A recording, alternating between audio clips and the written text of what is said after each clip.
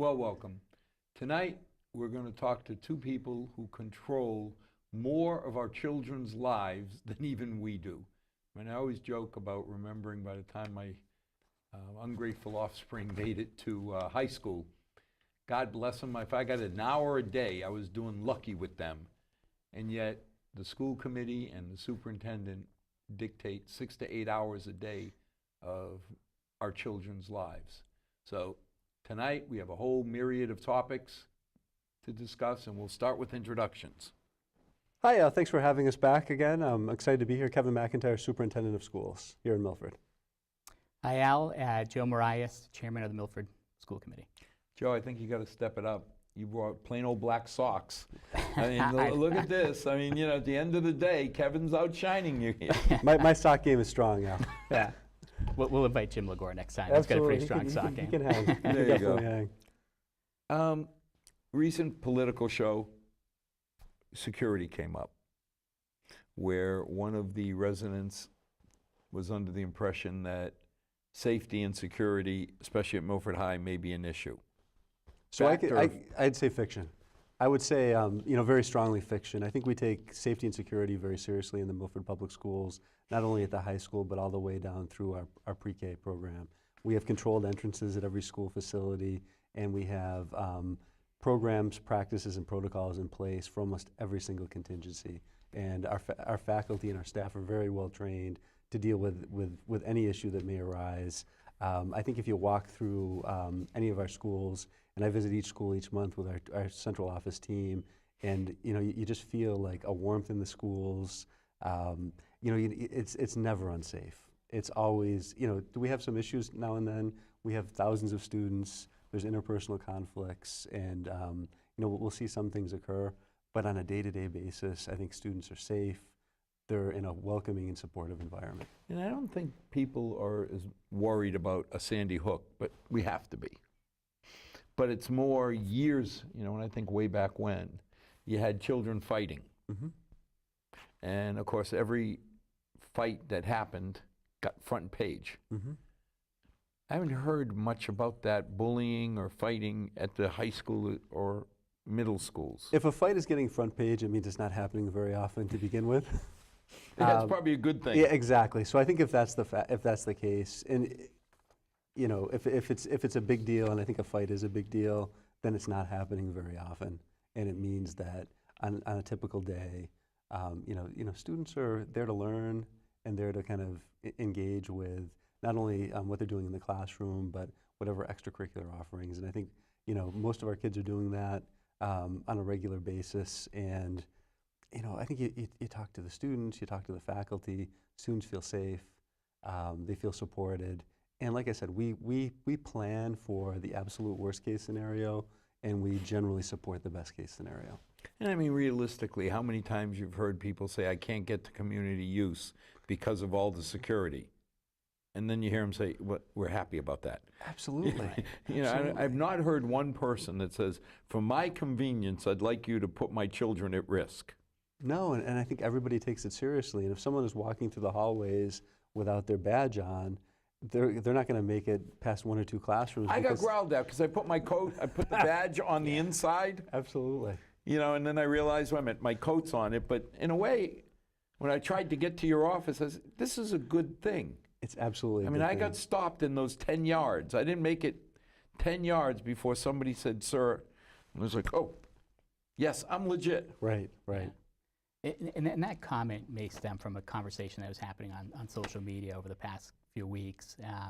The reality is when we look at the data, and we receive data from the Metro West Health Survey, and we look at the historical data, we see that the incidents that are trending downward. We're seeing less and less of those types of incidents. So the programs that are being put in place are having a positive impact on student behavior. The other thing I'll highlight, we have an event coming up on February 7th, I believe, on social and emotional learning and anti-bullying initiatives, where the public's invited and the administration's going to give a presentation on what we're doing in terms of anti-bullying and social and emotional learning, and kind of talk through all the different programs that we have to offer in the schools. And that'll be a great event because they're going to hear from myself very briefly, but our principals, some of our directors, some of our teachers, and even a teaching assistant who's going to share their perspective on kind of what they're seeing around all of these issues and kind of show it through a lot of different lenses, which I think will be extremely valuable. Now, is that going to be on the website?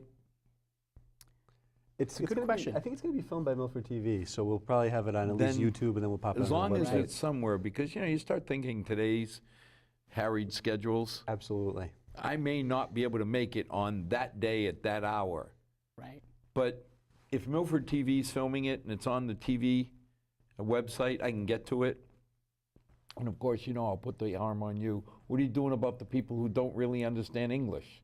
What do they get on it? Yeah, yeah, and we need to be able to provide some translation services. But I do agree with you that I think we need to do more of that, recording the presentations, putting it out on the website, because unfortunately we don't get a lot of attendance at these types of events because people's schedules are just so busy. But if you can have it readily available for them on the website, they can access How it on much their own live time. TV do you watch now?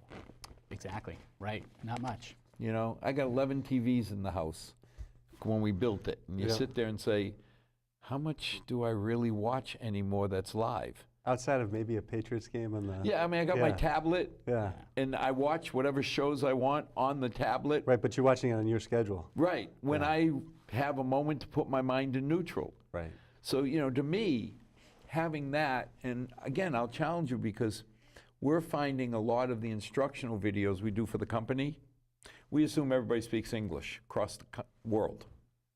Yeah, well, now we have Hungarian, we have Czechoslovakian, and it doesn't take much to put in subtitles and feed them that way. So, you start thinking of people like my father.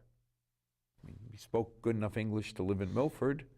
He could get by, but if he went to one of these meetings, he would go because he was told as a good parent he should be there, so he put his little hat and his coat on, and the old Portuguese showed up and stood tall. And at the end of it, had no real idea of what the concepts were, but he was there to support. And I'm just wondering, National Honor Society, they're always looking for brownie points. Get them to type in, the translation. So when you go through something as important as bullying or applying to college, applying for scholarships, hint, hint, Yeah. I'd love to see, we got so many languages. Spanish, Portuguese, Egyptian. Yeah, we probably have, when I do the snow calls, it translates into 23 different languages. Holy moly. Yeah. That's incredible. See, and that's something that I know some people shy away from pushing the diversity that's in Milford. I think it's wonderful. I think that's what makes us so strong. It's a fantastic strength of the community. There's no question about it. Yeah. I was in a, and this was this morning, and we were in a kindergarten class, and the kindergartners get together and do like their morning meeting. And what they do is they say hello in the language of the child that they're speaking to. Oh, So it's kind of a fun little kind of interaction. And so there were probably, in this particular class, there was 5 different languages. And it was everything from, hola to ni hao to how you doing. And it was great. so now do the people from Rio count as a separate language from Portuguese when they say bom dia? I think so. Depending on where you come from, God bless them. I never figured out how you get gia out of dia. Spanish, Portuguese, dia. Okay, I can deal with it, but bom dia, I'd still say that feels like a different language. School committee. There'd be changes coming. Yeah, a number of changes. So we have 3 seats that are going to be open. Mike, Scott, and John have all decided they're not going to run again. So it looks like we have 7 candidates that have pulled papers for the 3 seats, which is really exciting. And I'm glad to see that type of interest in such an important position in town, and I'm looking forward to hearing some of the dialogue and some of the debates that are going to occur throughout the campaign season. Well, it's amazing. I was joking with Chris Moore and saying our live is around the number 8 because we need 8 votes on the FinCom to get anything passed. Your life is 4. And now you're going to have 3 brand new voters. Wild. It'll be Yeah. interesting to see. It is, and all the committee members have been pretty low. The three that are leaving have been long-standing, because Mike has been on for, is this his third term? This is third term. Yeah. Scott's been on for 2 terms, and John's 2 terms as well. One term. One term. One term, Yeah. okay. But they've all been involved Absolutely. heavy in, when you think of Mike, youth centers, whatever, Milford Catholic, all of that. You think of John, he's been involved. Scott's always there. Yeah. It's a shame to lose And any of them. they're all great guys. Yeah, and we've built a very cohesive team on that committee over the last few years.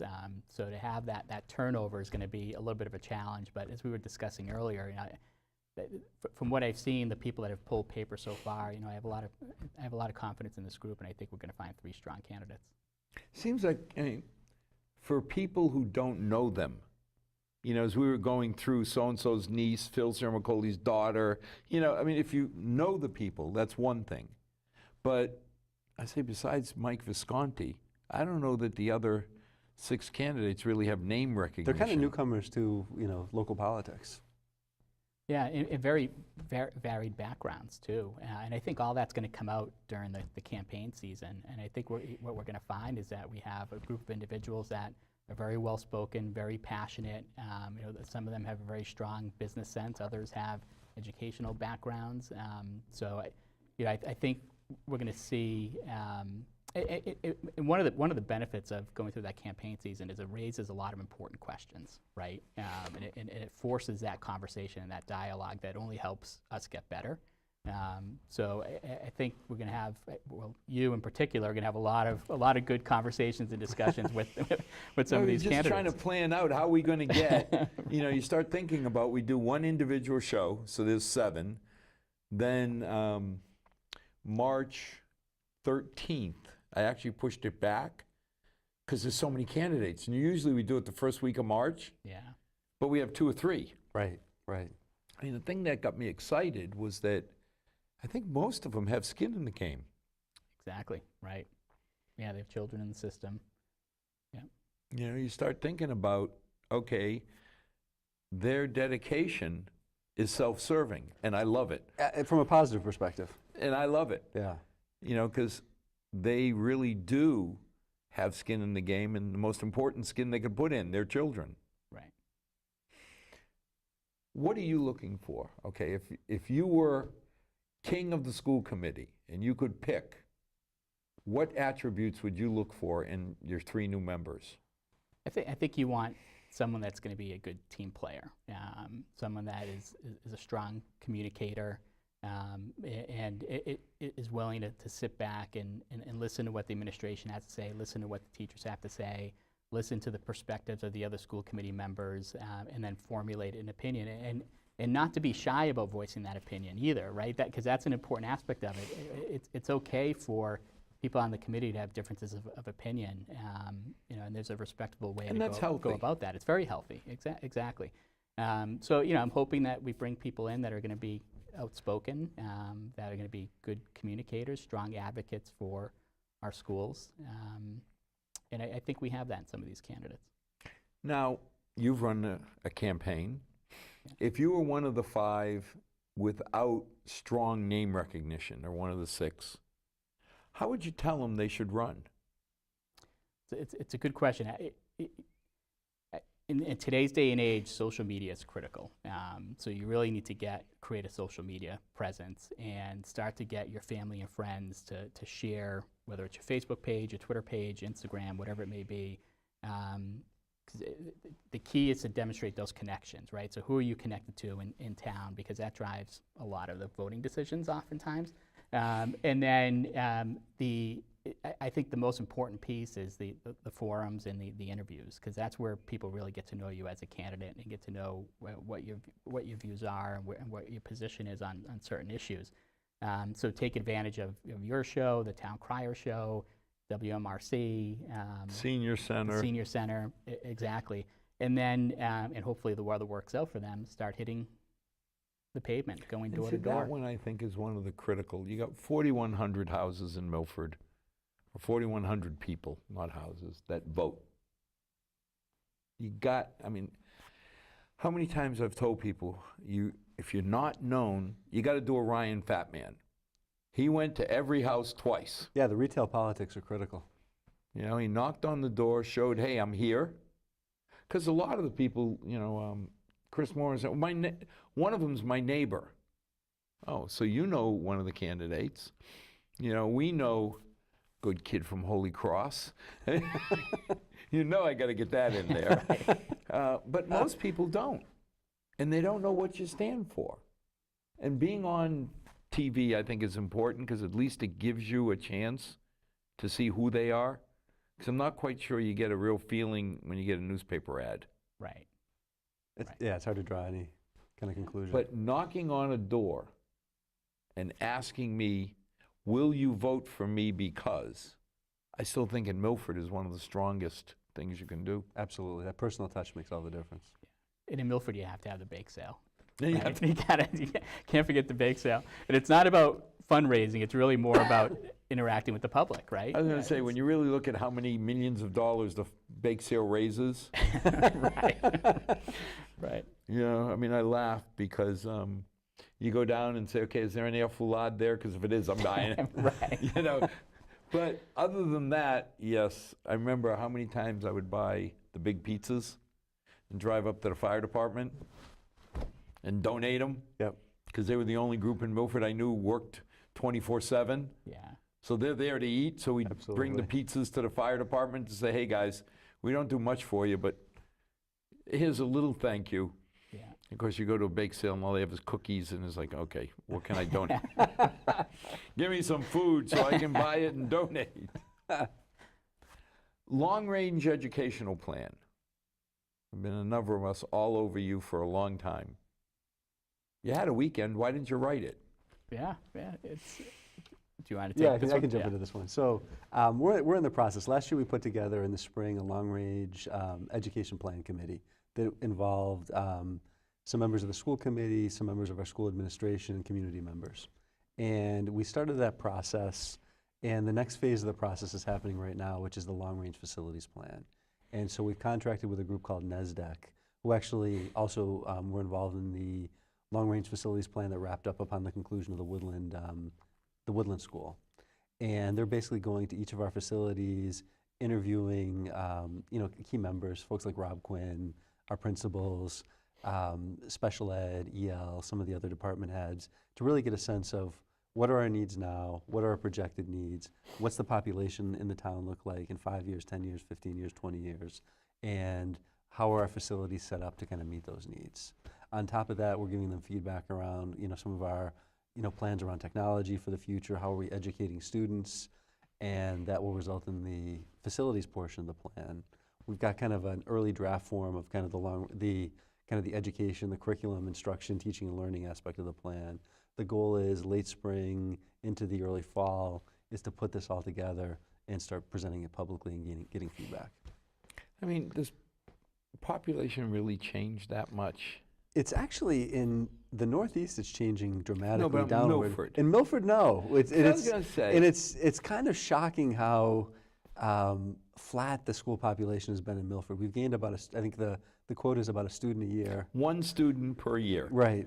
And I that's judged been- that on the high school because when we graduated, 74, we were the first class out of the current high school. Yep. 222. 40 some years ago. How many did you have last year? It was actually a bigger class. We were a hair under 300. Okay, because before it was 265. Yeah, so it ranges between 250 and 300 depending on the year. So, Yeah, and we're at an interesting point right now in Milford, as you very well know, with a number of 40B housing projects on the horizon, right? And that could influence these numbers when you think about. I think there's two or three that's a projects out scary there. movie. I mean, towns like Franklin went through that, I won't say uncontrolled growth, but Right.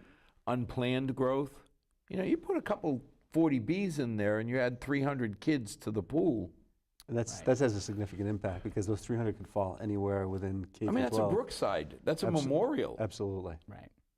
And we've talked to NESDEC about that to make sure that they're factoring in these And they've got a proposals. formula based on the number of bedrooms, so we'll see what they come up with and what Yes. the long-term effect is. 1 and 2 bedrooms are very, very welcome. 3 and 4 bring a lot of kids in. Absolutely. You know, and it's always funny because people will come up and say, well, look at all the money you're making in taxes. So I had Paul Abedanza years ago. I said, what does it cost me for every dollar that we bring in taxes from a homeowner? What does it cost me? And he said, $1.80. I was amazed. Yeah. But you start thinking about the average high schooler, not even the real cost, but what the state says, what, 10, 11 grand a year? Yep. Goes 9 grand in, or 8.9 in the elementary. But let's say 10 grand a year. It's $120,000 per kid. Average house pays $4,900. Take a long time, even if you only have one child, to break even. Absolutely. And if you have more than 2 children, you always make out as a taxpayer. Oh, God, yeah. I mean, thank God we have the dual tax rate. Right. I know the business owners will hate me, but Yeah, yeah. But and that's why economic development is so important. We had this conversation the other day. I think as a community, we need to work together to find a way to increase economic development in Milford. 'Cause if you bring in a larger commercial base, a larger industrial base, it's going to help offset the tax burden of the regular taxpayer. But more importantly, it's going to bring in jobs to the area. And what we're seeing in the schools is that the number of our economically disadvantaged students continues to increase year over year, and that's a real concern. If you can bring in decent paying jobs to help lift these families out of poverty, you're going to see improvements in our schools. It's going to have a positive impact. And now, when I bring in a new business, it doesn't cost me $1.80 per dollar. It costs me 18 cents commercial and 16 cents industrial. Why? Because places like Waters don't have kids. Mm-hmm. right. They pay for their own services. You know, so when you take 62% of the budget is school. Well, eliminating that alone immediately gives you some positive cash flow. Absolutely. So I can't agree more saying the more businesses we bring in, the better off we are. It just creates a bigger pie. But now, we had this debate in one of the political shows about, I was reminded that kids from the economic less than stellar areas of Milford don't tend to do as well. And I laughed because the person who said, I said, you were from the Heights. Do you know that that's a bad part of Milford? I said, thank God nobody ever told us. We never knew that we came from a part of Milford that we weren't supposed to do as well as other parts. Right. So our goal is to have every student, you know, and we were talking about this earlier too, is in kind of meeting their potential. And we had last year a student who was a former EL student who ended up going to Harvard. So I think every kid has that potential. They could go to like the school of their choice or the opportunity of their choice, and it's just getting them there. I think the issue when students are coming from homes where they're living in poverty is, you know, there's a number of kind of research-based disadvantages in terms of, like, you know, the vocabulary they're entering with, and there's gaps that we have to fill. And, you know, some kids kind of close those gaps immediately. Some students it takes a little longer. You throw in like language acquisition. If you're a Spanish speaker or Portuguese speaker, it takes you a little longer to kind of get there because you have to pick up the English language. And so, you know, those are the challenges some of those students are facing. Well, what can we do? I mean, let's face it, a lot of us, my mom and dad came over. Mm-hmm. Mom came over in 41.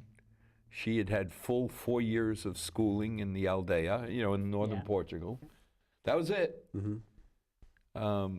As much as they wanted, and, you know, my parents, I was blessed that I had two parents that, you know, you're supposed to go to the meeting. My father put on his little hat and his coat, and he went. Whether he knew what was going on or not, he didn't care. You tell him he's supposed to be there to support his son, he did. But algebra, not so good. Give him a tool, he was an artist. Mm-hmm. What are we doing for the people like that want to help, but don't know how? So what we've been doing, especially around math, because you know, that's where we get a lot of questions from parents. And we've been holding, over the past few years, meetings to say, how do you support your child with homework? What are some resources? The great thing with like the Chromebooks going home, especially at the middle and next year fully at the high school level, is a lot of our textbooks have online components that will basically explain, almost like if you had your own like professor at home, would explain like a problem step by step. We also, like a lot of our teachers access Khan Academy, like this is how you solve the problem. And if it changes a little bit, this is how you solve the problem. But a lot of it is communication with parents. Like, here are some things that, that are gonna help you support your child. And a lot of it is just making sure that they put an effort into their homework. Because teachers don't want perfect homework. They want to get a sense of like, what does the student know and what does the student not know? Because if you've got like the MIT professor at home, it's almost the opposite problem, because the Right. homework comes back flawless. They're like, Perfect. wow, this kid's a genius, and he has no idea what he's doing. You touched on the economically disadvantaged. When you hear some of these stories and some of the things these kids are going through, it's heartbreaking. It really is. I mean, a lot of these kids don't know where they're going to get dinner tonight. Their only meal is In they're- Milford? they're getting the only meal in our schools sometimes. So, the focus on social and emotional learning is critical. Teaching these skills, giving these kids the grit and the perseverance to overcome whatever challenges they face is extremely important. That kills me, And that's why we've extended, we've offered we've partnered with a couple community organizations to offer the summer lunch program. And we're trying to expand that to snacks as well during the day. And I know the youth center's been involved. We've had 3 different sites at our schools, If these kids count on their main meal at the school, 2 meals a day for a lot of students. then what happens when they're on vacation, or Right. where do they get their meals? Is that these programs you're Well, partnering with? there's, I mean, for the summer, we do it Monday through Friday, but, the weekend, there's some challenges. At night, there's a number of, local churches and different community organizations that will provide. I think you get a hot meal in Milford almost every single night. Okay. So there's a lot of resources out there, and I think there's a lot of I think the spirit of giving in the Milford community is second to none. One of the things we're trying to do is really get the communication out there, like where do you access these resources? Because if someone is new to the community or has been living here for 5 or 10 years, they still may not know that X church provides a hot meal on Wednesday night, because they just don't have access to that information. So we're trying to get more of that information out to the folks that need it, so they don't have that kind of gap when there's food insecurity at home. Okay, I'll put you on the spot now. I went through C-Wing, Science Wing, Yes. looked just like when I was there. What are we doing? Yeah. Okay, Mr. School Committee guy? So that's certainly an area of focus. So going back to the facilities planning and the long-range plan, obviously the high school is going to be a central area of focus for us, right? There's a school coming, 8 to there's 10 years. Exactly. But at the same time, we need to make sure that we continue to make the capital investments necessary to keep that school online over the next 8 to 10 years, right? And a part of that is also ensuring that we're providing the tools and the resources that our students need, right? So there's a focus on science and engineering at the high school, because you can purchase the equipment for these programs that could then be repurposed at another school or rolled over into the new school. And so we want to make sure that what happened with Woodland doesn't happen with the high school, where we just kind of sit back and wait for the new And school let to it come on go board and let it go. Until Right. we had the new one? Right.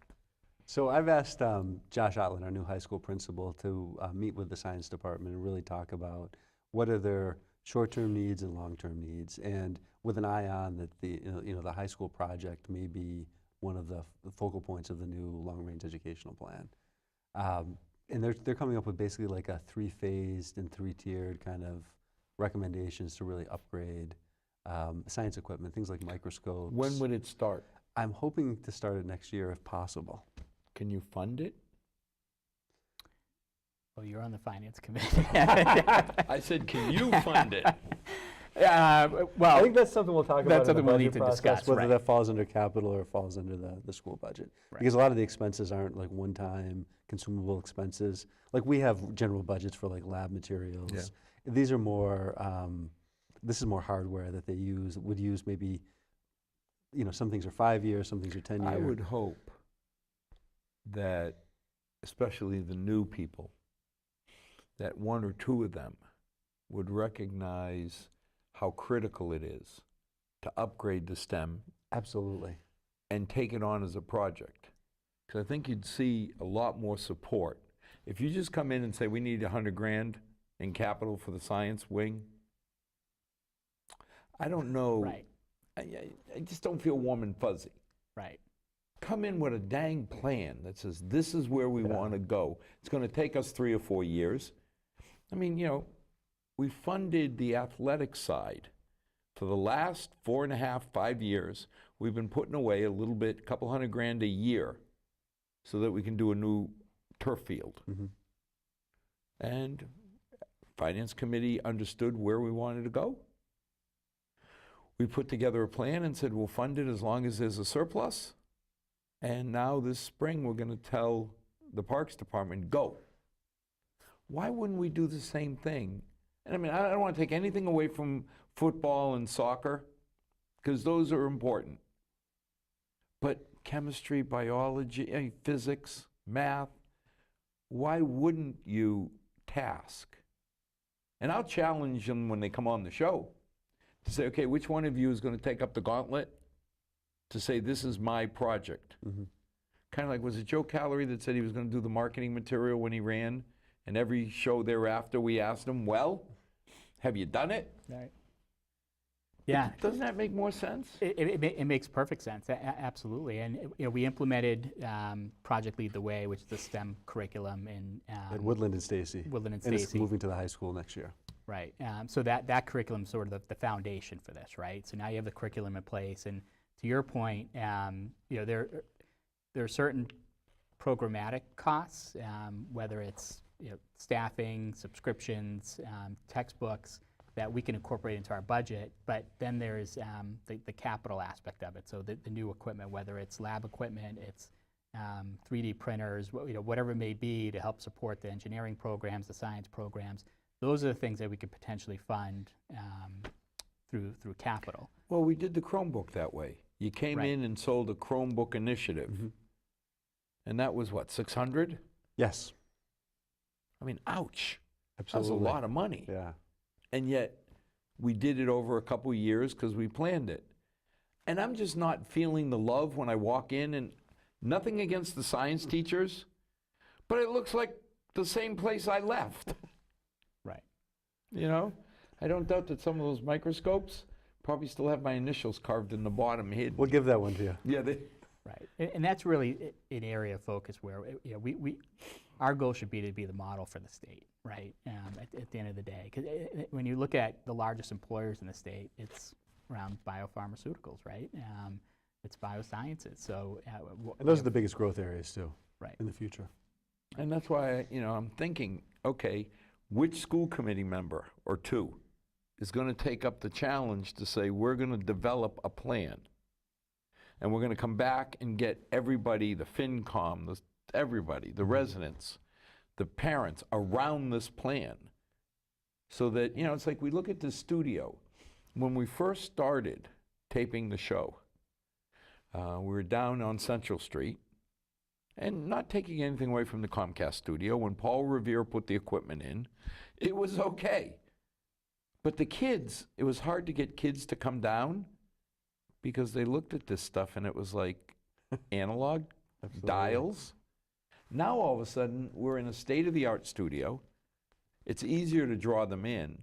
But more importantly, when they leave here and they go to college or go to a environment where they need to know how to edit, they've been using the best equipment. right. I got to believe it puts them in a better position to compete against anybody else. Absolutely. Yeah, and I'm confident you'll have 7 school committee members that will be championing this effort. Well, I'll wait to see when I see your presentation. And in case you forget, I won't. I know you won't. When we talk about a long-range facility plan, Mm-hmm. I mean, some people get nervous because they say, you're going to tear down the high school? Yeah, so basically what happens is they assess all of the facilities. And with the high school in particular, when you're dealing with MSBA, which is the Massachusetts School Building Authority, they'll look at a plan for renovation, a plan for a completely new building, and maybe some combination thereof. And do basically a feasibility study. One of the great things about Milford High School is it has a tremendous footprint in square footage. And I think if you follow the MSBA guidelines for a new building, we'd probably lose 100,000 square feet very, very easily right off the top. Plus, it's a bunker.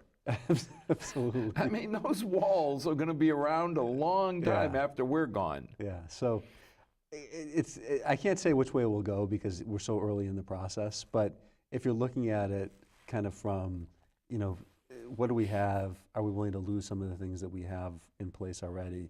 I think the answer is probably going to You're be always no. more polite. I can say what I think will happen. We'll never build a new high school. $200 million or whatever. But realistically, Even a renovation is a significant investment, though. it's going to be $100 million Yeah, by the there's no- time we're done to There's renovate no it. question. But that's $100 million less than new.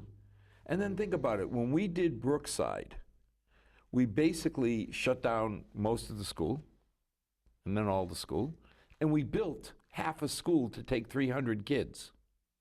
You know, when they had the discussion about, well, we're going to do an evaluation of Woodland and decide if we should renovate or build, I laughed. I said, where the heck do you think you're going to put 700 kids? You're going to build new. Right. You know, the question with the high school is, I don't know where. That's going to be the tricky piece. Right. Will we do it by wing?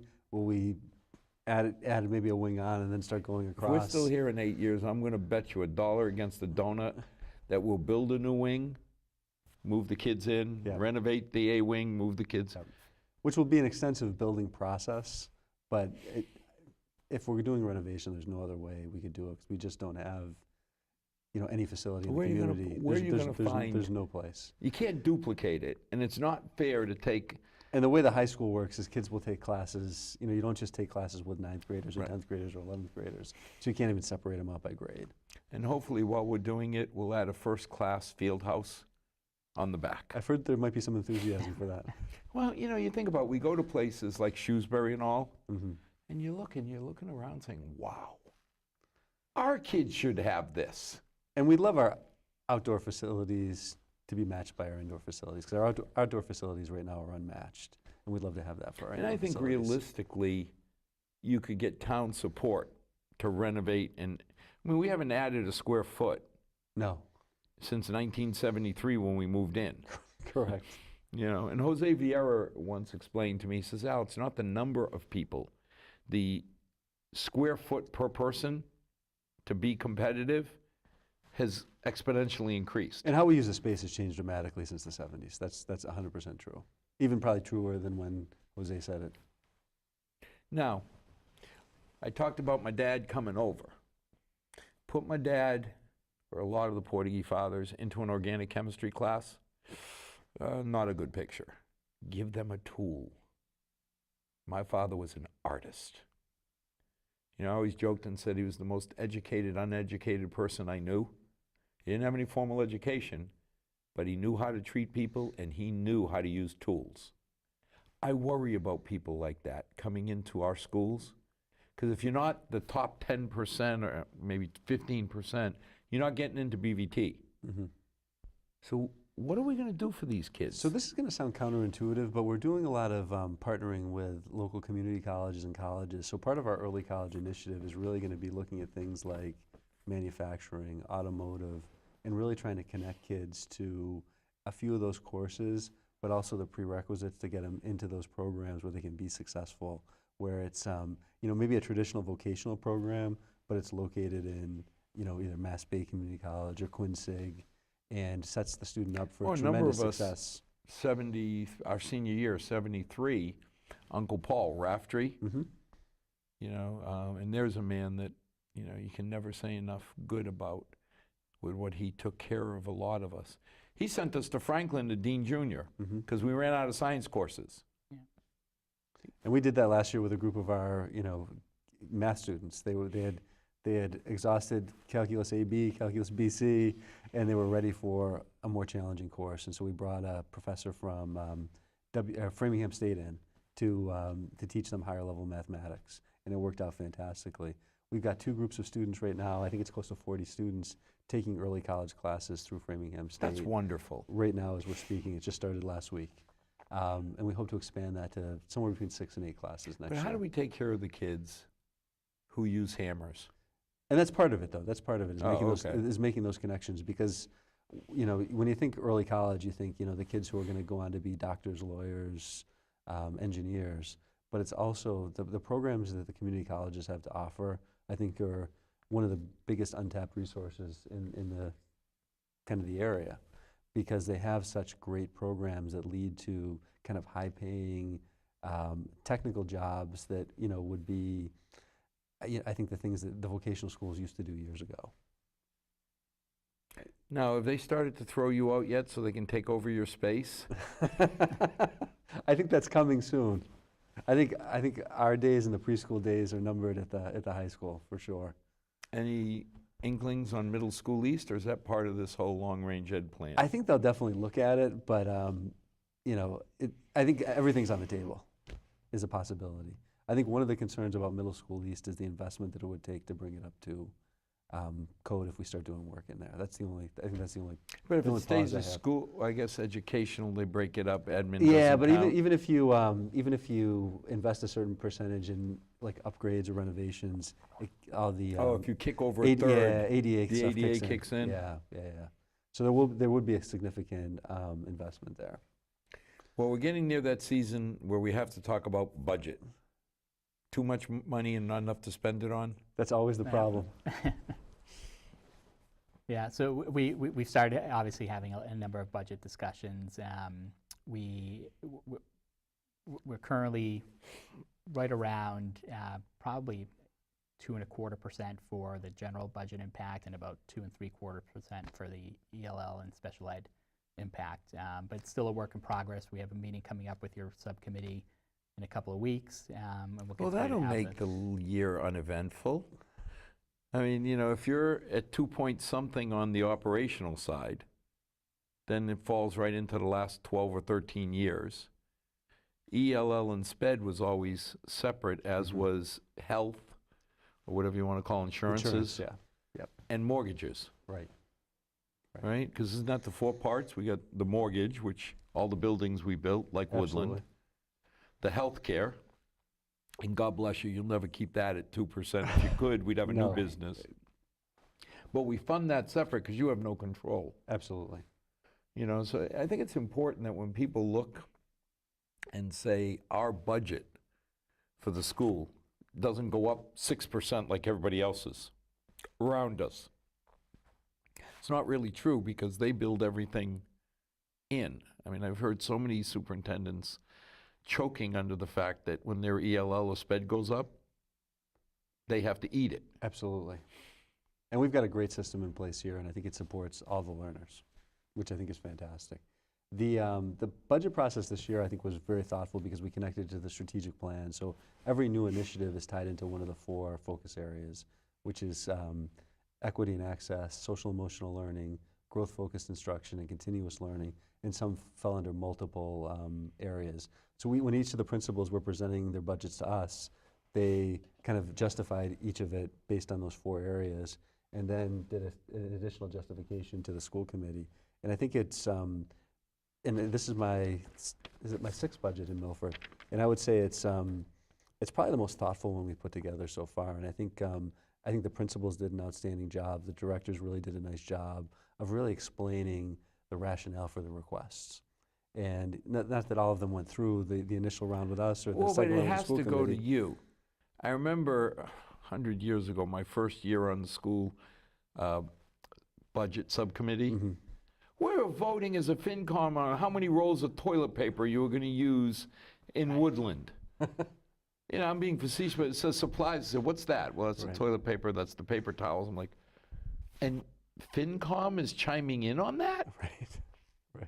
I mean, it made no sense, but I've been pretty happy to say we ought to be talking about what we can afford Absolutely. and then leave it up to the educators and the people involved day to day as to, okay, Josh, you only get 8 pencils because we need 3 pencils more at Stacy. You know, Miss Right. Angelini needs more pencils this year. But to me, that's a decision that ought to come at the school level because you know a lot more about Stacy and, you know, the needs. And the levels, the needs at the different levels is so dramatically different from, you know, Shining Star compared to the high school is, although they're in the same building, they couldn't be, further apart in terms of what their programmatic needs are. Yeah, and we've been working very hard over the last few years to move away from the numbers and focus more on the narrative around the numbers, right? Because that's important. So, when they come to us and they ask for a new position, if you're just showing us a number of $60,000, that doesn't mean anything to us. But if you explain the benefit of that position, how it's going to impact the students, how it's going to benefit the school district overall, then it's much easier for us to justify that and defend that and advocate for it when we start having discussions with FinCom and the community at large. Yeah, but over the last 12 years, it's always been in that 2-point-something range, and we argue the point something. But, you've got school negotiations coming up. Absolutely. I mean, that's always an exciting time. Right, right. Especially a year like this, we're going to have the turnover on the school committee, right? So that's something that, if possible, you want to try and get wrapped up before you have the turnover. But we'll see how it plays out. Yeah, but our unions, of all the towns around us, my hat's been off to our union, and I will never forget the year that I saw towns deferring their raises because the budgets got cut. Mm-hmm. And the union went to an admin, and you guys came to us and said, we'll give up our raise if you promise that all that extra money stays in the school system to save our teachers. I mean, the fact that the union, when do you ever hear a union anywhere besides Milford standing up saying, for the betterment of the town, we're giving up a benefit? And they've been great to work with, not just on negotiations, but we have a great relationship. I meet with the union leadership every month. We have a couple of groups that give us feedback on a regular basis. So there's constant communication, and I think that helps. But I agree. I don't think you see that very often, and that's very, very rare. Yeah, when we went through the union negotiations three years ago, I think what really resonated with me was that it was a very collaborative process, and everybody was focused on, no matter what the issue was, everybody was focused on, okay, so how is this going to benefit the students? Yeah. On both sides, and that was, to me, that was very reassuring. Well, when we got down in the weeds about the contract, and I remember a previous business manager got mad at me when I called it chutes and ladders, the lanes and the steps. I said, yeah, chutes and ladders, don't care. Yeah. You want to give 10% raises? Have at it. A lot less people in the canoe because the number isn't going to change. Right. The ability of the Milford taxpayer doesn't go up because you gave a much better contract. Right. But it's always kind of worked out. How's sped and ELL look this year? Last year we were kind of in a perfect storm, and Yeah, wasn't it like 600 extra? it was one of the worst I've seen. And this year I think we've kind of leveled off. So it hasn't gone down, but it's not making the jump like I it think has only in the once past. in 13 years it's gone down. Yeah, but it's definitely not going down this year. But I think the rate of increase is significantly less than it was last year and has been the last few years. So I The think we're in ELL decent program stabilizing, or? It is. We're a little expansion, but we've done a lot of work with internally to get teachers duly licensed at the elementary level, which I think has taken some of the burden off of the need for new positions. There's 15 teachers currently taking a master's degree at Framingham State for an EL program through a grant, which is saving the district like $200,000. That's nice. Yeah, it's awesome. fantastic. And we had to actually turn some people away because we had so many teachers that were interested in participating. So we've done a lot internally. I think there's a few positions, but the rate of growth is slowed down because we're starting to get like the infrastructure in place. I think the last few years, with the support of the community, the But infrastructure have we gotten more kids, or is it just we're getting more efficient now that we're kind of hitting saturation? Well, we're definitely getting more kids. The kids are increasing. Really? Yes. And so it's not a perfect storm, but it's a situation where the expectations to exit from the program have increased. So students are staying longer in the program, and that impacts numbers as well. So if they have to hit But are they coming out better off? Absolutely. When you exit the program, you should be able to engage. Assimilate. Yeah, you should be able to engage in the curriculum. And even as you're going through the program, you're slowly releasing from, being in kind of an intensive program to being engaged in, general ed classes. I mean, you tell me that when they first started out, with the kids that came from Portugal. And in a year or two, they did what they could, and then out dang spot. Yeah. A lot of those kids came out, and they really weren't ready. So when you saw them expanding in an extra year and you saw significant improvement in the assimilation, that was easier to fund because you're seeing the kids do better. And that's always the question. Yeah, and that's what we're doing. The kids are in, and it depends on when we get them to.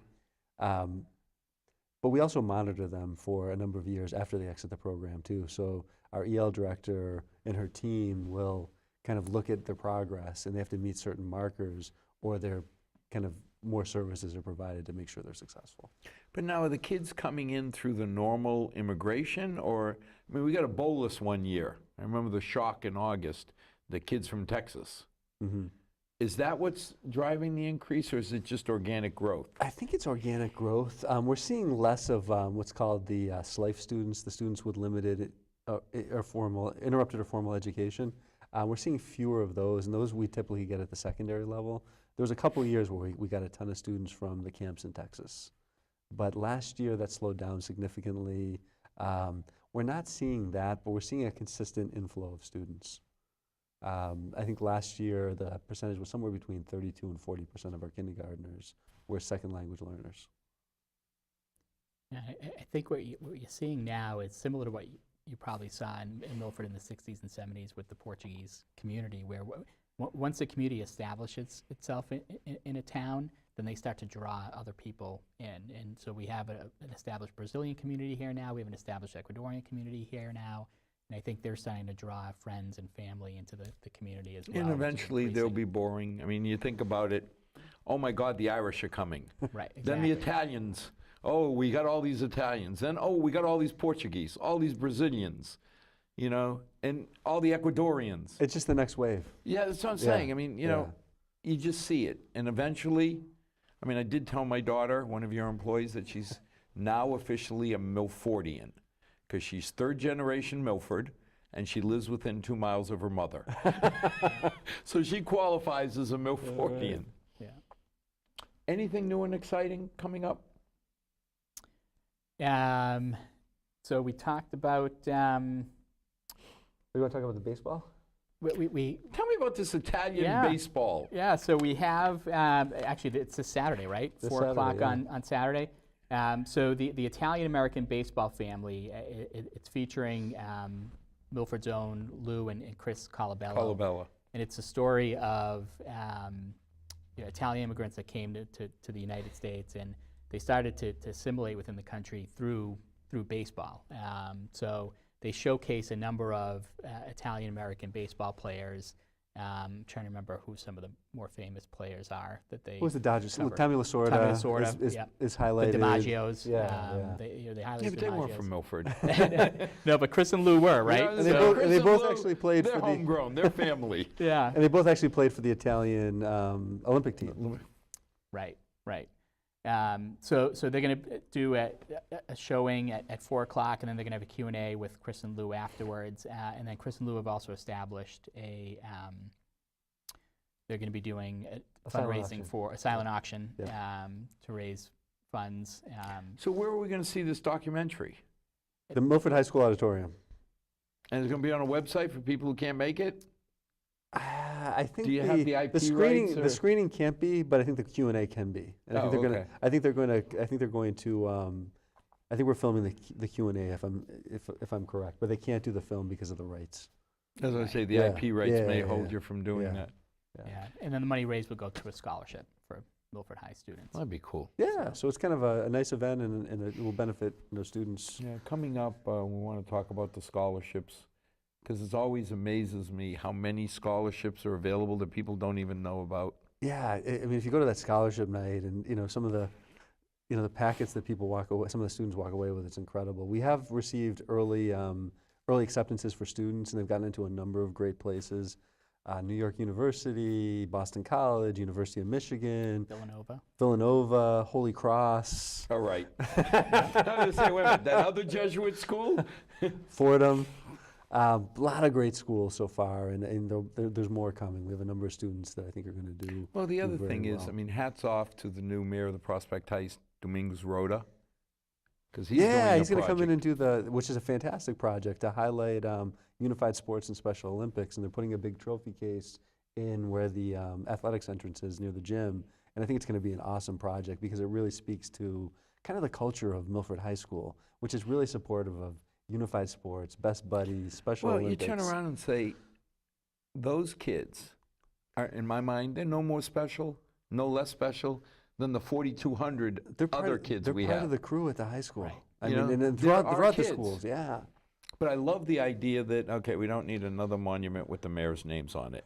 You got enough granite cut for that. Yeah. And Mingus wanted to do something. Which I think was an awesome idea. I think it'd be great. Yeah. Once you guys came to us, I was like, oh, that's fantastic. You know, when he came up with that idea, I said, and I think I know a group that would be happy to take the money. Yeah. It's a great example of people in the community giving back. And that just your comment about the scholarships and this discussion about Domingos giving back reminded me of the Education Foundation that was recently created.